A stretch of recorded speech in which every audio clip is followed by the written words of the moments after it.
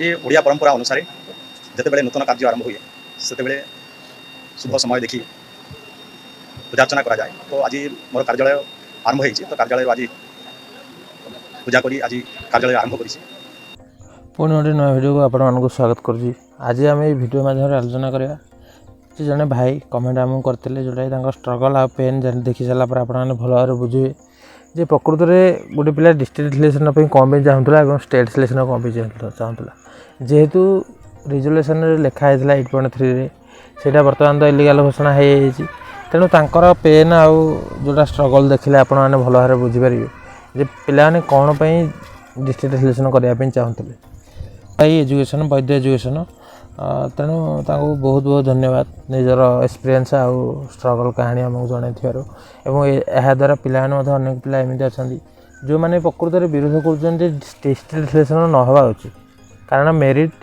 Win होगा ठीक मु मना करनी मेरिट विन होगा ठीक नुह कि भूल नुह एटा ठीक मुझे एक्सेप्ट करुँची किंतु रिजोल्यूशन जेहेतु थिला आमे यहाँ जान नथिलु जे इमिदी भी रिजोल्यूशन को आमेंडमेंट करा जाई पारे। तेणु यही जो परिवर्तन कहि आसी हाईकोर्ट तरफ गोटे दृष्टि ठीक आसी कहीं ठीक आसी कौटा आउ कौटा होता ठीक होता से बाबद मुझे आलोचना करी। देखो भाई जन कमेंट कर उद्देश्य जे भाई मुझे हाईकोर्ट को मोर गोटे प्रश्न कौन रिक्रुटमेंट प्रोसेस चलता बेले क्राइटेरिया किसी परिवर्तन होगा उचित कि यह द्वारा केते आशायी मानकर भविष्य अंधार को चली जाए आईन तो ना अपराध मु मालकानगिरी जिलार आशायी ओभर एज हो गलानी आउ रिक्रुटमेंट आसले भी बयस ना सीटी करी मो भविष्य बर्बाद ट्यूशन करी जीवन बिता भाई आपणकर प्रश्न आम भल भाव बुझीगलु कहीं डिस्ट्रिक्ट सिलेक्शन होते ये भाईंकर सिलेक्शन हो जाई था किंतु बर्तमान जेहेतु गोटे कट ऑफ ऑल ओडिशा 30टा जिला बाहर एवं तापरे से जो डिस्ट्रिक्ट पिला सिलेक्शन हो सारा पर केते कट ऑफ गला जानिए तेणु यहाँ स्टेट हो किसी मन ना किंतु जिते प्रथम रू यही जो जिनस गुड़िक मेंशन होता जे प्रिफरेंस ओवर मेरिट सदाबले तेणु यही जिनसा केवल कष्ट लगिला आपको रिजोल्यूशन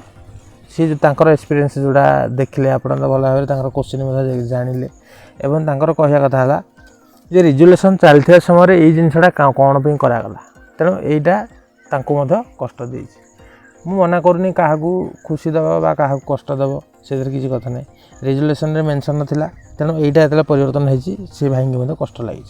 तेणु आउ गोटे भाई कहि जे ट्यूशन करी बचाटा जो आप जोड़ा भी लिखिं कष्ट निजर स्ट्रगल कहानी कही बहुत बहुत धन्यवाद एवं आपण को अनुरोध जे निजर केते भावतुनि जे चाकरीटा नहला जीवन शेष हो गला बहुत लोक कहि जे आईएएस चाकरी पाइल सारा पर एत कष्ट अच्छा जो मैंने कि परवर्ती समय जीवन हार दे तेणु चाकरी कहूँ गोटे पार्ट ऑफ लाइफ रे हाँ मना करनी जे सरकारी गवर्नमेंट चाकरी कही सुरक्षा ना सुरक्षा अच्छी किंतु ता छड़ा जीवन में इमिदी भी लोक अच्छा जो मैंने बिना चाकरी बंची पार्टी आ ट्यूशन कथा जोटा कहल मुझे कहि जे जदि गोटे पिला ट्यूशन कर बंचुची से रोजगार नुह ताकू रोजगार हिसाब से धरतुनि केवल आपण जीविका निर्वाह कर माने जीविका हिसाब से धरतु जेहेतु ट्यूशन करी चलवाटा बा न आप सीटी न करते ट्यूशन कर चली पारि था ट्यूशन करने से किसी भी क्वालिफिकेशन ना जे हाँ गोटे पिला सीटी करते ट्यूशन कर ना कर किसी भी क्वालिफिकेशन ना ये सीटी की आसा पूर्व बहुत पिला ट्यूशन करुले से सीटी कर सारे बहुत पिला ट्यूशन कर तेणु आप जोड़ा भावुं जे चाकरी नहला बर्बाद हो लाइफ आउ माने जीवन में आउ कि ना चाकरीटा हूँ गोटे पार्ट ऑफ लाइफ आपड़ आज हैनी बोली भावुं जे मो जीवन माने शेष होगा किंतु से सारा पर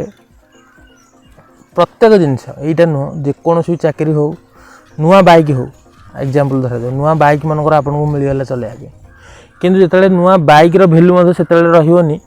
किसी दिन चलैला से ही बाइक भैल्यू आ रही कारण मनर जो एक्साइटमेंट अच्छी से किसी समय चाकरी क्षेत्र में से आप आज चाकरी पाई ना भावुं जो लाइफ बर्बाद होगा किंतु लाइफ केतले लाइफ हूँ सबुठू कीमती जिनस जीवन में सबुठू कीमती जिनस हूँ लाइफ तेणु जो मैंने भी भावुं जे हाँ आमर चाकरी है मुझे केवल एति अनुरोध करी जे आपण थरे निजर ମାନେ ଗାଁର ମଶାଣିକି ଯାଇକି ଦେଖନ୍ତୁ, ଆପଣଠୁ କେତେ କମ୍ ବୟସର ଲୋକ ମଧ୍ୟ ସେଠି ଜଳି ପୋଡ଼ିକି ପାଉଁଶ ହେଇଯାଇଛି। ତେଣୁ ଆପଣ କମ୍ ସେ କମ୍ ତ ବଞ୍ଚିଛନ୍ତି ନା, ସେଇଟାକୁ ଧରିକି ଆପଣ କାହିଁକି ଖୁସି ହେଉନାହାନ୍ତି? ତେଣୁ ଯେଉଁମାନେ ବି ଭାବୁଛନ୍ତି ଯେ ଚାକିରି ନ ହେଇଛି, ମୋ ଲାଇଫ୍ ବର୍ବାଦ ହେଇଯାଇଛି, କିଛି ବର୍ବାଦ ହେଇନି, ଆପଣ ହୁଏତ ଦରକାର ପଡ଼ିଲେ ଆଉ କିଛି ନୂଆ ଅପରଚ୍ୟୁନିଟି ଆପଣଙ୍କ ପାଇଁ ଥାଇପାରେ, ଯେଉଁଟାକି ସମୟ ବର୍ତ୍ତମାନ ଆପଣଙ୍କୁ ଧୋକା ଦେଇଛି ଯେ ଏଇ ଜିନିଷଟା ଆପଣ ପାଇବାକୁ ଯୋଗ୍ୟ ଥିଲେ ମଧ୍ୟ ଆପଣଙ୍କୁ ଦେଇନି। ତେଣୁ ହୁଏତ ଦରକାର ପଡ଼ିଲେ ବହୁତ କିଛି ହେଇପାରିବ। କାରଣ ଭଗବାନ ରାମଚନ୍ଦ୍ର ଯେତେବେଳେ ବନବାସକୁ ଯାଇଥିଲେ, ସେତେବେଳେ ପ୍ରଥମେ ବନବାସରୁ ଫେରିଲା ପରେ ମା କୈକେୟୀ ଆସିକି ମୁଣ୍ଡିଆ ମାରିଥିଲେ। କାହିଁକି ନା, ଯଦି ମା କୈକେୟୀ ଏଇଭଳିଆ ଗୋଟେ ବର ନ ମାଗିଥାନ୍ତେ, ମୋତେ ବନବାସକୁ ନ ଯିବାକୁ ପଡ଼ିଥାନ୍ତା, ସୀତାହରଣ ନା ହେଇଥାନ୍ତା, ମୁଁ ରାଜ୍ୟରେ ଥିଲେ କେତେବେଳେ ସୀତାହରଣ ହେଇନଥାନ୍ତା, କି ରାବଣକୁ ମାରିବାର ଯେଉଁ ସୌଭାଗ୍ୟ ରାମ ନାଁରେ କେତେବେଳେ ବି ଲାଗିନଥାନ୍ତା। ତେଣୁ ରାମ ସେଇ ଦେଶରେ ଜନ୍ମ ହୋଇଥାନ୍ତା, ମାନେ ଅଯୋଧ୍ୟାରେ ଥାନ୍ତା, ସେଇଠି ମରିଯାଇଥାନ୍ତା, ରାମକୁ ଦୁନିଆ ସାରା ଲୋକ କେହି ହେଲେ ଜାଣିନଥିଲେ। ଏଇଟା ହେଉଛି ରାମଙ୍କର ମାନେ କହିବା କଥା। ଯେତେବେଳେ ସେ ପ୍ରଥମେ ବନବାସରୁ ଫେରିଲେ ସେଇ ଜିନିଷଟା କହିଛନ୍ତି। ତେଣୁ ଯେଉଁମାନେ ବି ଭାବୁଛନ୍ତି ଯେ ଆମେ ଚାକିରି ନହେଲା ଆମର ଲାଇଫ୍ ବର୍ବାଦ ହେଇଗଲା, ବା ଯେଉଁମାନେ ବି ଏବେ ମଧ୍ୟ ଏମିତି ବି ପିଲା ଅଛନ୍ତି ଯେଉଁମାନେ କହୁଛନ୍ତି ଯେ ହଁ ତୁମ ଚାକିରି ମେରିଟ୍ ନୁହଁ, ମେରିଟିୟସ୍ ନୁହଁ। ମେରିଟ୍ କେତେବେଳେ ହେଲେ ମାର୍କକୁ ନେଇକି ମେରିଟ୍ଟା ହିସାବ କରିନି। କେବଳ ଆପଣମାନଙ୍କୁ ଯେହେତୁ ବାଛିବା ପାଇଁ ତ ସେମିତି କିଛି ସ୍କେଲ୍ ନାହିଁ ନା, ସେଇଥିପାଇଁ କେବଳ ଏକ୍ଜାମ୍ଟା ହେଉଛି ଗୋଟେ ମାଧ୍ୟମ। ତେଣୁ ଯେଉଁମାନେ ବି ଭାବୁଛନ୍ତି ଆମ ଲାଇଫ୍ ବର୍ବାଦ ହେଇଛି, କିଛି ବର୍ବାଦ ହେଇନି। ଲାଇଫ୍ ବହୁତ ବଡ଼, ଚାକିରି ଗୋଟେ ଲାଇଫ୍ର ଗୋଟେ ପାର୍ଟ, ଏତିକି କେବଳ କହିବି। ଆଉ ଟ୍ୟୁସନ୍ କରି ଯେଉଁ ଭାବୁଛନ୍ତି ଜୀବିକା, ଏଇଟା କେବଳ ଜୀବିକା, ରୋଜଗାର ନୁହଁ। ଚାକିରି ପାଇଁ ନିଶ୍ଚୟ ଲାଗନ୍ତୁ, ନ ହେଉଛି ଛାଡ଼ି ଦିଅନ୍ତୁ। କାରଣ ଲାଇଫ୍ ବହୁତ ବଡ଼, ଚାକିରି ହେଉଛି ଗୋଟେ ଲାଇଫ୍ର ଗୋଟେ ଅଂଶ। ତେଣୁ ମୁଁ ଆପଣମାନଙ୍କୁ ମଧ୍ୟ କହିବି, ଡିଭି ଅର୍ଡ଼ରଟା ଯେଉଁଟା ବି ଆସିଛି ସେଇଟା ଆପଣଙ୍କର ଫେଭରରେ ସମ୍ପୂର୍ଣ୍ଣ ଆସିନି, କିନ୍ତୁ କହିବି ଯେ ସମସ୍ତଙ୍କୁ ସୁହାଇଲା ଭଳିଆ ରାୟଟା ଆସିଛି। କାହିଁକି 8.3ଟା ଇଲିଗାଲ ଘୋଷଣା ହେଲା, ମୁଁ ମାନୁଛି ଏଇ ଜିନିଷଟା ରେଜୁଲେସନରେ ଥିଲା। ଯେହେତୁ ଅନ୍ୟମାନେ ଏହା ଦ୍ୱାରା ଡିଷ୍ଟ୍ରିକ୍ଟ ଇଲେକ୍ସନ୍ ସପକ୍ଷରେ ଯେଉଁମାନେ ବି ଲଢ଼ୁଛନ୍ତି ବା ଲଢ଼ୁଥିଲେ, ସେମାନେ ନିଶ୍ଚୟ ପାଇଯାଇଥାନ୍ତେ ଚାକିରି। କିଛି ପିଲା ପାଇଥାନ୍ତେ, 5,000 ପ୍ଲସ୍ ପିଲା ପାଖାପାଖି ପାଇଥାନ୍ତେ। ତେଣୁ ଯେଉଁ 5,000 ପିଲା ପାଇଥାନ୍ତେ ବର୍ତ୍ତମାନ ତାଙ୍କର ସେଫ୍ ନୁହଁ ଯେ ସେମାନେ ପାଇବେ କି ନ ପାଇବେ। ସରକାର ଯେଉଁଟା ଆଗରୁ ପୂର୍ବ ସରକାର ଯେଉଁଟା ଚାହୁଁଥିଲେ ଯେ 20K ଆମେ କେମିତି ହେଲେ ବି ଫିଲ୍ଅପ୍ କରିବୁନି, ତା'ର ବେଷ୍ଟ ଏକ୍ଜାମ୍ପଲ୍ ମଧ୍ୟ ଅଛି। ଆପଣମାନେ ପୂର୍ବ ରିକ୍ରୁଟମେଣ୍ଟ ଦେଖନ୍ତୁ, ଯଦି 14,000 ପୋଷ୍ଟ ବାହାରିଥିଲା, ସେଇ କ୍ଷେତ୍ରରେ 2ଟା ସିଲେକ୍ସନ୍ କରିକି ମଧ୍ୟ 9,000 ଫିଲ୍ଅପ୍ କରିଛନ୍ତି। ତେଣୁ ଏଇଟାରେ ମଧ୍ୟ ଏଇଭଳିଆ ରେଜୁଲେସନ୍ କରିଥିଲେ ସରକାର, ପୂର୍ବ ସରକାର। ଏଇଥିପାଇଁ ଆମେ ପୋଷ୍ଟିଂ କ'ଣ ହେଲେ ମଧ୍ୟ ଦେବୁନି, କେବଳ ସେଇମିତି ଆଉଟସୋର୍ସିଂ ଆଉ 1,000 ଟଙ୍କିଆ 1,500 ଟଙ୍କିଆ ମାଷ୍ଟରମାନଙ୍କୁ, ମାନେ ଟିଚରମାନଙ୍କୁ ଭର୍ତ୍ତି କରିବୁ ରିକ୍ରୁଟମେଣ୍ଟରେ। ଯେଉଁମାନେ ସିଟି ବା ବିଇଡ଼ି କରିକି ବସିଛନ୍ତି ସେମାନେ ବସିଥାନ୍ତୁ, କାରଣ ଏମାନଙ୍କୁ ଦରକାର ପଡ଼ିଲେ ରେଗୁଲାର କରିବା ପାଇଁ ଆନ୍ଦୋଳନ ନିଶ୍ଚୟ କରିବେ, କହିବେ ଆମେ ସବୁ ପ୍ରକାର କ୍ୱାଲିଫିକେସନ୍ ହାତେଇଛୁ। କିନ୍ତୁ ଯେଉଁମାନେ ଆଉଟସୋର୍ସିଂରେ ଭର୍ତ୍ତି କରୁଛନ୍ତି ତାଙ୍କର ଏତେ ଆନ୍ଦୋଳନ ହେଇନଥାନ୍ତା। ଏଇଟା ହେଉଛି ଫ୍ୟାକ୍ଟ। ସରକାରଙ୍କର ମୁଖ୍ୟ ଉଦ୍ଦେଶ୍ୟ ଥିଲା ଯେ ରିକ୍ରୁଟମେଣ୍ଟ କେମିତି ହେଲେ ମଧ୍ୟ ତାକୁ ଅଟକାଇବେ। କ'ଣ କରିକି ମଧ୍ୟ ଅଟକାଇବାର ଚେଷ୍ଟା ଯେଉଁ କରିଥିଲେ ସରକାର, ସେଇଟା କୋର୍ଟ ବିଫଳ କରିଦେଇଛନ୍ତି। ତେଣୁ ଏଇଟା ଆମେ ଯଦି ପୂର୍ବରୁ ଦେଖିବା, ପିଲାମାନେ ଏଥିପାଇଁ ପଇସା ଦେଇଥିଲେ, 500, 1,000 ଲେଖାଏଁ ପଇସା ମଧ୍ୟ ଦେଇଥିଲେ ଯେ କେସ୍ ଲଢ଼ନ୍ତୁ ଏବଂ 20K ସିଟ୍ ଫିଲ୍ଅପ୍ କରନ୍ତୁ। ସେତେବେଳେ ଡିଷ୍ଟ୍ରିକ୍ଟ କି ଷ୍ଟେଟ୍ ପାଇଁ ପିଲାମାନେ ପଇସା ଦେଇନଥିଲେ। ତାପରେ ଯେତେବେଳେ ଦେଖିଲେ ଯେ ହଁ 20K ଫିଲ୍ଅପ୍ କରିବା ପାଇଁ ସରକାର ସେଇଭଳିଆ ନୋଟିଫିକେସନ୍ଟା ବାହାର କରିନଥିଲେ, ତେଣୁ ଏବେ ଯେତେବେଳେ ଡିଭି ଅର୍ଡ଼ର ଆସିଯାଇଛି, ଆପଣମାନେ ଭାବନ୍ତୁନି ଯେ ଡିଭି ଅର୍ଡ଼ର ଆପଣଙ୍କର ସମ୍ପୂର୍ଣ୍ଣ ବିରୋଧରେ ହିଁ ଯାଇଛି। ସମ୍ପୂର୍ଣ୍ଣ ବିରୋଧରେ ଆଦୌ ଯାଇନି। ମୁଁ କେବଳ ଏତିକି ଆପଣମାନଙ୍କୁ ଅନୁରୋଧ କରିବି, ସମ୍ପୂର୍ଣ୍ଣ ବିରୋଧରେ ଯାଇଛି ବୋଲି ନିଜକୁ ଭାବନ୍ତୁନି। ସମ୍ପୂର୍ଣ୍ଣ ବିରୋଧରେ ଯାଇନି, କେବଳ ବିରୋଧରେ ଯାଇଛି ସେଇଟା ନା, ଯେଉଁ ସିଙ୍ଗଲ ବେଞ୍ଚରେ ଯେଉଁଟା ଡିଷ୍ଟ୍ରିକ୍ଟ ଇଲେକ୍ସନ୍ ସପକ୍ଷରେ ରାୟଟା ଆସିଥିଲା, କେବଳ ସେ ଯେହେତୁ ଏଇଟା ଇଲିଗାଲ ବୋଲି ଘୋଷଣା ହେଇଛି, ସେଇଥିପାଇଁ ତା'ର ଅପୋଜିଟ୍ ରାୟଟା ଆସିଛି, ଏଇଟା ବୋଲିକି ଭାବନ୍ତୁ। ତେଣୁ ସେ ଯାହା ହେଲେ ମଧ୍ୟ 20K ଫିଲ୍ଅପ୍ ହେବ। ନେକ୍ସଟ ଟାଇମ୍ ଯଦି 20K ଆସିବ, ମାନେ 20K ଏବେ ବର୍ତ୍ତମାନ 20K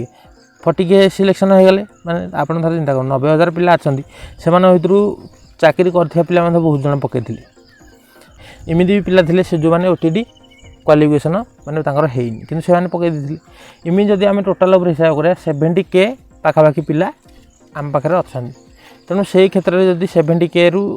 କହିବି ଯେ କି 60Kରୁ 40K ପିଲା ସିଲେକ୍ସନ୍ ହେଇଯାଉଛନ୍ତି, ତାହେଲେ ଆଉ କେତେ ପିଲା ବଢ଼ିଯିବେ? ଆଉ 1 ବର୍ଷ 2 ବର୍ଷ ଭିତରେ ରିକ୍ରୁଟମେଣ୍ଟ ନିଶ୍ଚୟ କହିବି କମ୍ପ୍ଲିଟ୍ ହେଇଯିବ। ବର୍ଷେ 2 ବର୍ଷ ସମୟ ଦିଅନ୍ତୁ ଗୋଟେ ସରକାରକୁ। ଆପଣ 25 ବର୍ଷ ସମୟ ଦେଇଦେଲେ ଏବଂ ଡେଭଲପମେଣ୍ଟ କେଉଁ ଭଳିଆ ହେଇଛି ଆପଣ ଭଲ ଭାବରେ ଜାଣିଥିବେ। ଆଉଟସୋର୍ସିଂରୁ ଏମିତି ଟିଚରମାନଙ୍କୁ ଭର୍ତ୍ତି କଲେ ଯେ ଆପଣମାନେ ଯେକୌଣସି ସ୍କୁଲକୁ ଗଲେ ମଧ୍ୟ से स्कूल रे एमती अच्छा जे पिला नहांती कारण स्कूल रे आमर टीचर नहांती कि पढ़ाई पार नहांती ये भाया परिस्थिति सृष्टि तेणु तेणु से मुझे मत लगिला जे प्रकृत में केते जन पिला सपोर्ट कर सपोर्ट जेहेतु बहुत पिला कर गुड़ी को देखापी जे प्रकृत में केते जन पिला ये डीवी ऑर्डर को सपोर्ट कर पिला विरोध कर मुझे एग्जिट पोलटा देती पाखापाखि 280 जन पिला कहते 74% मैंने पाखापाखि 3/4 पिला कहते जे यहाँ मुझे सपोर्ट कर सब पिला सपोर्ट कर अधिकांश पिला कहते तेणु ये आम गोटे निष्कर्ष जब देखा पहुँचा कौटि ना कौटि अधिकांश पिला जिते आमर पाखापाखि 60,000 पिला सिलेक्शन न होता पिला अच्छा तेणु ये क्षेत्र में से सिलेक्शन हो कि न हूँ किंतु से कौटि ना कौटे डीवी ऑर्डर को सपोर्ट कर तेणु यहाँ आपको अनुरोध करुँची सुप्रीम कोर्ट को जातु ना डीवी ऑर्डर को संपूर्ण आपण विपक्ष आसनी सरकार विपक्ष किसी आसी आउ अन्य जो पिला डिस्ट्रिक्ट सिलेक्शन करने चाहते जिते मत लगिला हाँ डीवी ऑर्डर उपर केते जन पिला सपोर्ट कर सपोर्ट न कर आम देखा आम रेसीोटा बर्तमान सुधा 60K बोली धरतु 60K और यहाँ 20K बोली धरतु सपोर्ट करुवा पिला 20K तेणु 10-12 हज़ार पिला अलरेडी चाकरी नहांती कि चाकरी करने चाहूना तेणु से पिला छाड़ दिंतु तेणु 60K रु जो देखिए 60K आ 20K माने जब आंकर रेसीोटा देखा यहाँ हूँ 3/4 सिलेक्शन न होता पिला यहाँ हूँ 1/4 सिलेक्शन होता पिला तेणु से 3/4 पिला जिते सिलेक्शन होता 1/4 पिला और एम पाखापाखि अधा पिला सिलेक्शन को कहते नाई जोटा आम ठीक आसी जाणी एग्जिट पोलटा देती पिलाने पचार एग्जिट पोल देवार माने कौन मुझे जानी जे प्रकृत में केते जन पिला सपोर्ट कर जाऊँ तेणु सुप्रीम कोर्ट को जातु कि न जातु कहार की मना ना आपणकर कानूनी अधिकार अच्छी आम संविधान कहूँ जिते कौन भी कोर्ट राय आसला आप मानिया बाध्य जदि ताकू चैलेंज न कर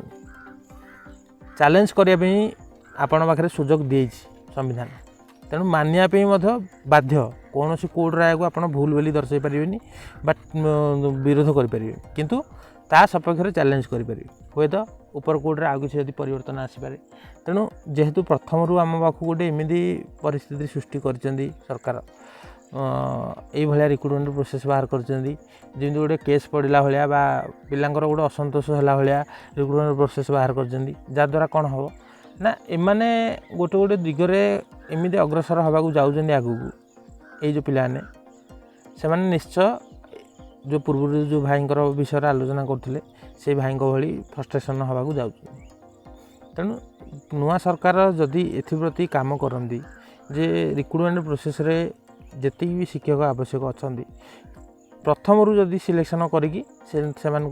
चाकरी अवस्थापित करदे 5 वर्ष भितर ताहले गोटे गुड गभर्नेंस हिसाब से गणति हो पारे कारण शिक्षा हूँ गोटे पिलार बेसिक आवश्यकता जो कह बेसिक नीड किंतु ताठू वंचित करने शिक्षकों माने भूमिकाटा कह बहुत अच्छी शिक्षा क्षेत्र में जदि पिला